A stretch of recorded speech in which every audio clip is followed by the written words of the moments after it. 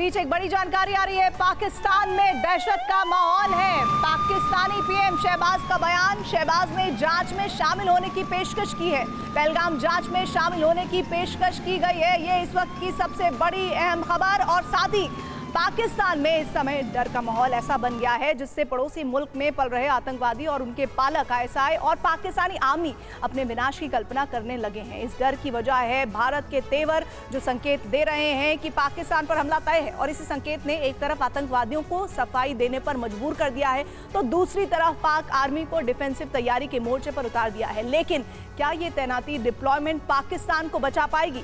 इसलिए पाकिस्तान दो मोर्चे पर संकट में खड़ा है। पहला अंदरूनी बगावत और दूसरा भारत से युद्ध। इसलिए पाकिस्तान ने भारतीय सीमा के पास अपने एयरबेस एक्टिवेट कर दिए हैं।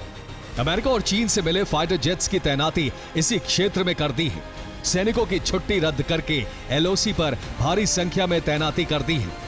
लेकिन भारतीय सेना के हमले का डर इतना ज्यादा है कि पाकिस्तानी आर्मी के जवान सिविल ड्रेस में तैनात हैं और तैयारी बता रही है कि पाकिस्तानी सेना की अब तक की हलचल डिफेंसिव है, क्योंकि उन्हें यह पता है कि ना तो पाकिस्तानी सेना हमले में सक्षम है, ना ही पाकिस्तानी सेना के पास भारत पर हमले के लिए संसाधन है। यहां तक कि पाकिस्तान में भारत पर हमला करने में सक्षम सैनिकों का भी अभाव है। पाकिस्तानी सेना को डर है कि भारत एयर स्ट्राइक कर सकता है और इसीलिए पाकिस्तानी एयरफोर्स ने रावलपिंडी के नूर खान एयरबेस पर J-10C, vigorous dragon, F-16 fighter falcon और JF-17 थंडर लड़ाकू विमानों की स्क्वाड्रन तैनात कर दी है। तो वहीं दूसरी तरफ कराची के फैजल एयरबेस पर भी पाकिस्तानी वायुसेना के C-130 हरक्यूलिस एयरक्राफ्ट और F-16 फाइटर फाल्कन को तैनात किया गया है। लेकिन मजे की बात यह है कि इसमें तैनात हथियार भारत के मुकाबले अत्याधुनिक नहीं है। पहला इस्लाम के नाम पर मुसलमानों को भड़काना और दूसरा अपने निकटतम सहयोगी चीन से मदद हासिल करना। ऐसा इसलिए क्योंकि पाकिस्तानी वायुसेना के पास JF-17 थंडर विमान है जिसमें PL-15 मिसाइल लगाई जा सकती है। इस मिसाइल की अधिकतम सीमा 200 किलोमीटर है।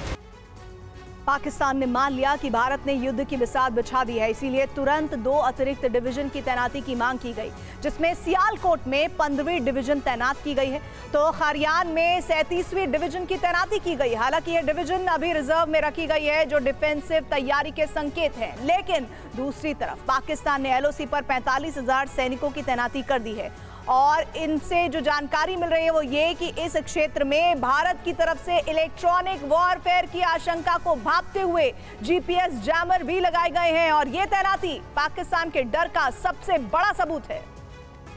पाकिस्तानी सेना के चीफ आसिम मुनीर के मुताबिक मुसलमानों का जीवन हर पहलू में हिंदुओं से अलग है, इसलिए पाकिस्तान द्विराष्ट्रीय सिद्धांत के आधार पर बना और हम अपने मुल्क की रक्षा करना अच्छे से जानते हैं।